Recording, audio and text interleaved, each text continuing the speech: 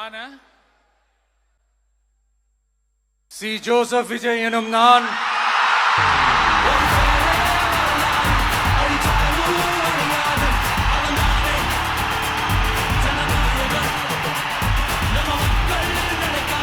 சட்டப்படி அமைக்கப்பெற்ற இந்திய அரசியல் அமைப்பின்பால் உண்மையான நம்பிக்கையும் மாறா பற்றும் கொண்டிருப்பேன் என்றும் இந்திய நாட்டின் ஒப்பில்லாத முழு முதல் ஆட்சியையும் ஒருமையையும் நிலை நிறுத்துவேன் என்றும் தமிழ்நாட்டு அரசின் முதலமைச்சராக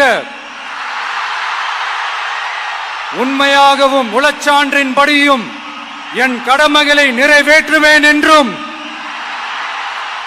அரசியல் அமைப்பிற்கும் சட்டத்திற்கும் இணங்க அச்சமும் ஒருதலை சார்பும் இன்றி விருப்பு வெறுப்பை விலக்கி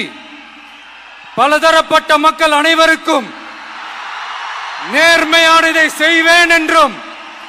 ஆண்டவன் மீது ஆணையிட்டு உறுதிமொழிகிறேன்.